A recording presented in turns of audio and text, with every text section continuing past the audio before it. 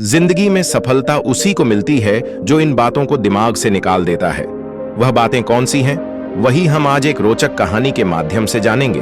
तो चलिए शुरुआत करते हैं। एक बार एक शिष्य अपने गुरु से कहता है, गुरुदेव, हम सभी इंसानों के पास 2 हाथ 2 पैर, एक दिमाग और 24 घंटे का समय होता है, लेकिन फिर भी कुछ लोग सफलता की ऊंचाइयों को छू लेते हैं, लेकिन ज्यादातर लोग जिंदगी भर असफल और गरीब ही रह जाते हैं। तो आखिर ऐसा क्यों होता है?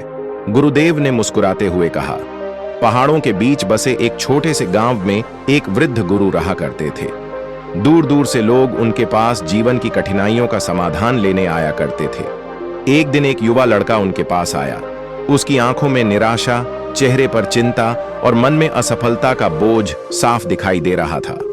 उसने गुरु के चरण छूते हुए कहा, गुरुदेव, मैं मेहनत भी करता हूं, सपने भी देखता हूं, लेकिन हर बार असफलता मेरा पीछा करती रहती है। कुछ लोग आगे बढ़ते जा रहे हैं और मैं वहीं का वहीं खड़ा हूं। आखिर मेरे जीवन में सफलता क्यों नहीं आती?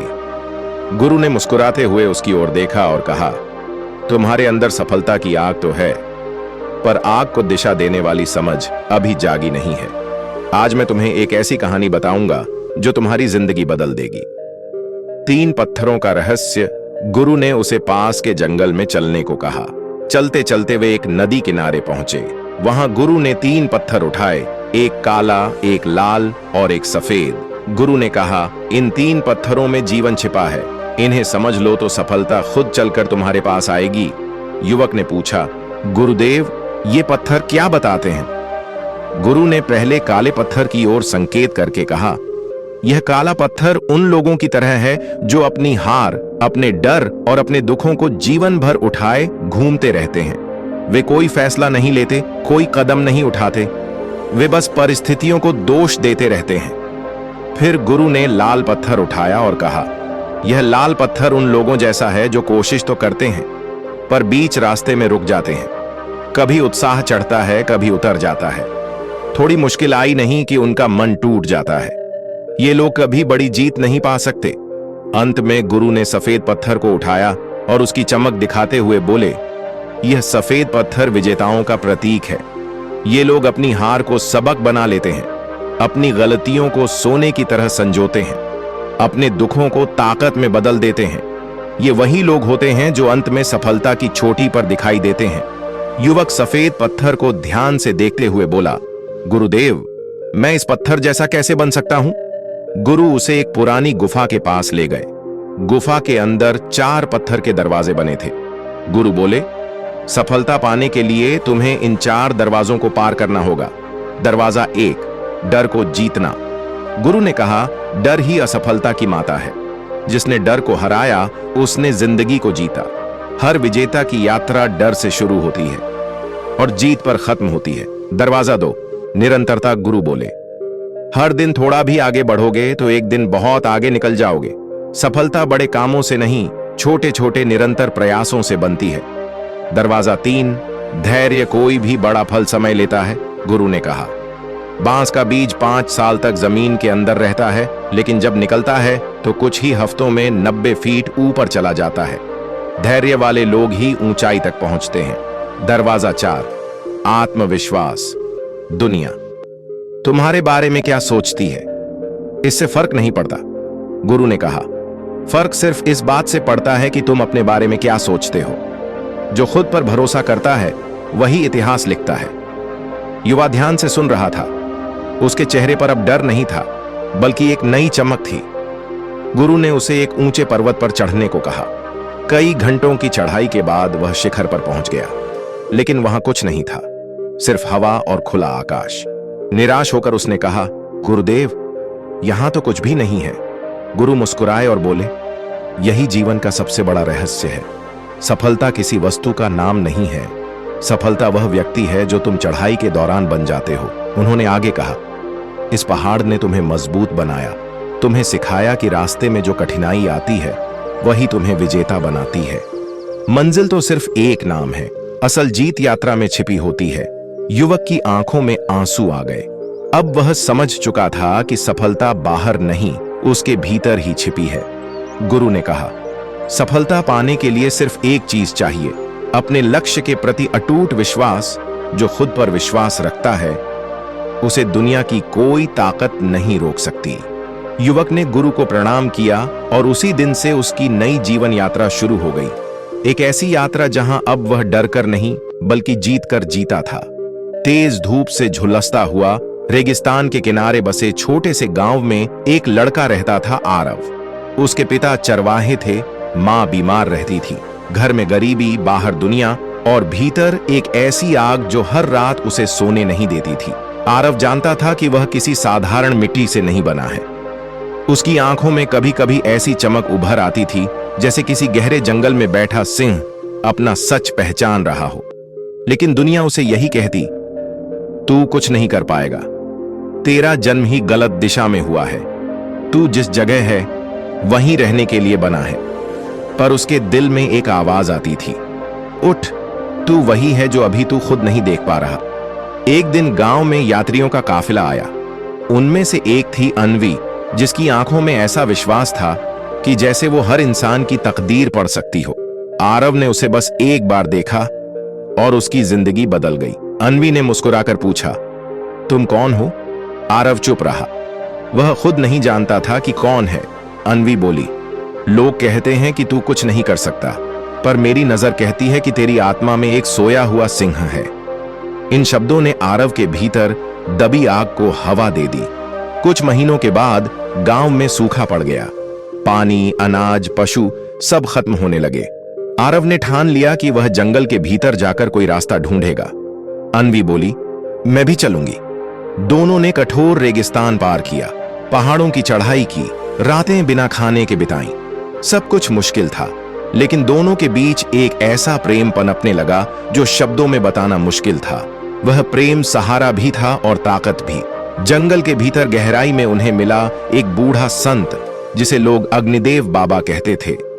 उनकी आंखें आग जैसी थीं, पर आवाज पानी जैसी शांत। उन्होंने कहा, तुम दोनों को यहां बुलाया गया है। कोई भी आत्मा इस जंगल में बिना कारण नहीं आती। उन्होंने आरव को 7 दिन तक अपने पास रखा, बिना बोले, बिना सिखाए, बस देखते रहे। 7वें दिन बोले, शेर जंगल का राजा इसलिए नहीं बनता कि वह ताकतवर है, वह राजा बनता है क्योंकि वह डर को पहचानता नहीं। और मनुष्य इसलिए नहीं गिरता कि उसकी किस्मत खराब है, वह इसलिए गिरता है क्योंकि वह खुद पर भरोसा करना छोड़ देता है। फिर उन्होंने आरव को जंगल के महान जीवों के 7 रहस्य सिखाए। धैर्य, देखना, सुनना, प्रतीक्षा करना, उचित समय चुनना, भय पर चोट करना और स्वयं पर शासन करना। 7 सीखों के बाद आरव का मन, शरीर और आत्मा बदल गए। वह पहले जैसा लड़का नहीं रहा था, लेकिन जीवन हर सुंदर चीज की परीक्षा लेता है। जंगल लौटते समय डाकुओं का एक गिरोह उन पर टूट पड़ा। आरव घायल हो गया। अन्वी को पकड़ लिया गया। अन्वी की एक ही आवाज जंगल में गूंजी, आरव, मुझे मत छोड़ना। वह आवाज आरव के सीने में तीर बनकर चुभ गई। उस पल उसे महसूस हुआ कि ताकत, सीख, शक्ति सब अधूरी है अगर प्रेम को बचाने का साहस न हो। वह लहूलुहान अवस्था में उठा और अपने भीतर जागे सिंह को पुकारा। अग्निदेव बाबा की आवाज भीतर से आई, यह लड़ाई दिमाग से नहीं, दिल की अग्नि से जीती जाती है। आरव की सांसें भारी होने लगीं। एक गरज उसके भीतर से निकली, जैसे कोई अदृश्य शक्ति उसके शरीर में उतर आई हो। वह अकेला ही डाकुओं के बीच कूद गया। घाव लगते गए, खून बहता गया, लेकिन उसकी आंखों में एक ही लक्ष्य था, अन्वी को बचाना। अंततः उसने सभी को हरा दिया, लेकिन खुद बेहोश होकर गिर पड़ा। जब आरव को होश आया, वह एक गुफा में था। अन्वी रो रही थी। तुम क्यों रो रही हो? आरव ने पूछा। अन्वी बोली, तुमने मेरे लिए अपनी जान दांव पर लगा दी, मैं तुमसे दूर जाना नहीं चाहती। आरव ने उसका हाथ पकड़कर कहा, अगर प्रेम में त्याग नहीं तो वह प्रेम नहीं, एक सौदा है। उस पल दोनों ने महसूस किया कि उनकी आत्माएं एक ऐसी डोर से जुड़ गई हैं जो जन्म मृत्यु से भी परे है। आरव और अन्वी गांव लौटे, लेकिन अब वह साधारण गांव नहीं रहा था। वहां लोग संघर्ष में टूट चुके थे। आरव ने निर्णय लिया, मैं इस गांव को मरने नहीं दूंगा। उसने पानी के स्रोत खोजे, नए तरीके अपनाए, लोगों को एकजुट किया, छोटे बच्चों को सिखाया, महिलाओं को काम दिया, पुरुषों में आत्मविश्वास जगाया और धीरे धीरे जो गांव मरने लगा था वह एक समृद्ध नगर में बदल गया। अग्निदेव बाबा फिर एक दिन प्रकट हुए और बोले, तुम्हारी यात्रा अब शुरू हुई है। याद रखना, भय को विरोध मत करो, उसे समझो और सही समय पर उसे पार कर जाओ। सिंह बनना मतलब दूसरों को दबाना नहीं, सिंह बनना मतलब अपने भीतर दबे हुए डर पर विजय पाना है। आरव और अन्वी ने एक दूसरे का हाथ पकड़ा और उनकी जीवन यात्रा आगे बढ़ गई। उनका प्रेम, संघर्ष, शक्ति और अग्नि एक किताब बन गई जो लोग पीढ़ियों तक पढ़ते रहे। चलिए दूसरी कहानी वो जानते हैं। एक शांत पहाड़ी गांव में एक बूढ़े चित्रकार रहता था। नाम था सूरज दास। लोग उसे पागल कलाकार भी कहते थे क्योंकि वह अक्सर चुपचाप जंगलों में, नदी किनारे या पुराने मंदिर के पास बैठकर घंटों कुछ न कुछ बनाता रहता। उसके कपड़े पुराने थे, जेबें खाली थीं, मगर आंखों में चमक भरी रहती, जैसे उसे दुनिया में कुछ ऐसा दिखता था जो दूसरों को दिखाई ही नहीं देता। उसी गांव में एक 15 साल का लड़का रहता था, आरव। वह तेज, मेहनती और सपने देखने वाला था, लेकिन उससे एक बड़ी गलती हो गई थी। उसने गांव के स्कूल में एक प्रतियोगिता के लिए बनाई गई पेंटिंग अधूरी छोड़ दी थी। जब उसके दोस्त मजाक उड़ाने लगे तो उसने गुस्से में ब्रश फेंक दिया और फैसला कर लिया कि वह अब कभी पेंटिंग नहीं करेगा। वह बोला, मेरे अंदर कोई टैलेंट नहीं है, अगर होता तो मैं वह तस्वीर पूरी कर लेता। एक शाम जब आरव उदास होकर नदी किनारे बैठा था, तभी सूरज दास वहां आया। उसके हाथ में एक पुरानी लाठी और पीठ पर एक बड़ा कैनवास था। उसने मुस्कुराकर पूछा, क्यों बेटा, आज ब्रह्मांड की इतनी सुंदर शाम को चेहरा इतना उदास क्यों है?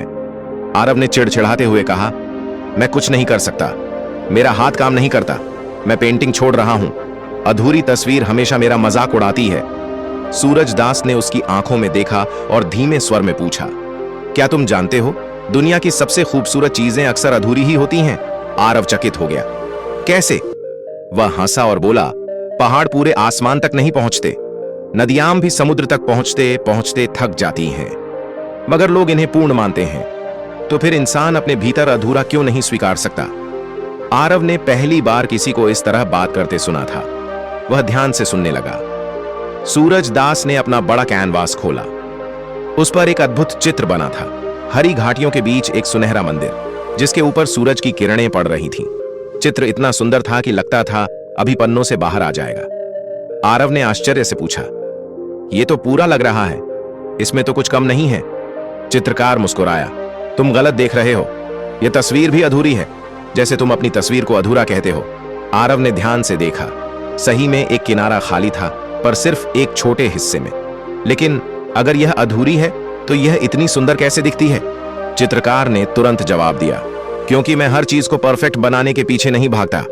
मैं बस यह सोचता हूं कि जो हिस्सा मैं बना रहा हूं उसे सच्चा, ईमानदार और पूरे दिल से बनाऊं। बाकी को समय पूरा कर देता है। आरव धीरे धीरे समझने लगा था, लेकिन फिर भी उसने पूछा, अगर मैं असफल हो जाऊं तो? बूढ़े कलाकार ने गहरी सांस ली और बोला, असफलता का मतलब यह नहीं कि तुम में कमी है। असफलता सिर्फ इतना कहती है कि तुमने अभी तक अपनी पूरी ताकत का उपयोग नहीं किया। जैसे सूरज रोज उगता है लेकिन हर दिन एक जैसी चमक नहीं होती, वैसे ही कलाकार का हर दिन अच्छा नहीं होता, पर वह बनाना बंद नहीं करता। उसने आरव की आंखों में देखते हुए आगे कहा, बेटा, दुनिया हमेशा तुम्हें वही दिखाएगी जो तुम्हारे पास नहीं है, पर तुम अपने भीतर वही देखना सीखो जो तुम्हें मिला है। अगर तुम एक अधूरी लाइन भी खुश होकर बनाते हो, वह तुम्हें एक कदम आगे ले जाएगी। उन शब्दों का असर सीधे आरव के दिल में उतर गया। उसने झिझकते हुए पूछा, अगर मैं कोशिश करूं तो क्या मैं दोबारा सीख सकता हूं? सूरज दास ने उसका कंधा थपथपाया। सीखने के लिए दो चीजें चाहिए, दिल और धैर्य। जो इनके बिना काम शुरू करता है वह कभी पूरा नहीं करता, और जो इनके साथ शुरू करता है उसे कोई नहीं रोक सकता। यह सुनकर आरव के मन में बिजली सी कौंध गई। अगले ही दिन वह अपने कमरे में गया, अपना पुराना ब्रश उठाया और धीरे धीरे वही अधूरी तस्वीर पूरी करने लगा। शुरुआत में ब्रश कांप रहा था, रंग फैल रहे थे और उसकी लाइनें बिगड़ रही थीं, लेकिन एक आवाज उसके दिल में गूंज रही थी, अधूरा होना कमजोरी नहीं, शुरुआत है। 3 दिन बाद जब उसने तस्वीर पूरी की, वह खुद ही आश्चर्य में पड़ गया। तस्वीर परिपूर्ण नहीं थी, लेकिन अबलाहो जीवंत आमद थी। उसकी मेहनत, उसके डर और उसके साहस की कहानी कह रही थी। वह तस्वीर स्कूल की प्रतियोगिता में भेजी गई।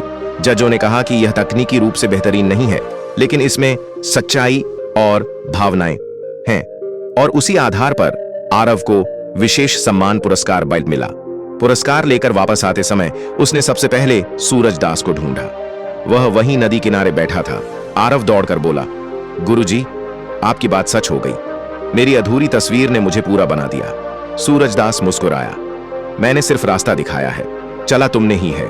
फिर वह बोला, याद रखना बेटा, जिस दिन इंसान अपने अधूरेपन को स्वीकार कर लेता है, उसी दिन सफलता उसके दरवाजे पर दस्तक देती है। आसमान में सूर्य ढल रहा था, नदी चमक रही थी और आरव के भीतर एक नया कलाकार जन्म ले चुका था, जो अब कभी हार नहीं मानने वाला था। और फिर सभी अपने अपने काम में लग गई। दोस्तों, मैं उम्मीद करता हूं कि यह कहानी सुनने से आपके जीवन में अच्छे बदलाव आए होंगे। आपको इस वीडियो से क्या सीखने मिला, यह कमेंट करके जरूर बताइए। और अपने परिवार, दोस्तों या आपके करीबी इंसान के साथ यह कहानी शेयर करके उन्हें भी इस ज्ञान से परिचित करवाए। बाकी अगर आपको यह वीडियो दिल से अच्छी लगी हो तभी इस वीडियो को लाइक कर देना, और आपने अब तक इस चैनल को सब्सक्राइब ना किया हो तो चैनल को सब्सक्राइब भी जरूर कर देना। आपका हर दिन शुभ हो और खुशियों से आपका जीवन भरा रहे। धन्यवाद। नमो बुद्धाय।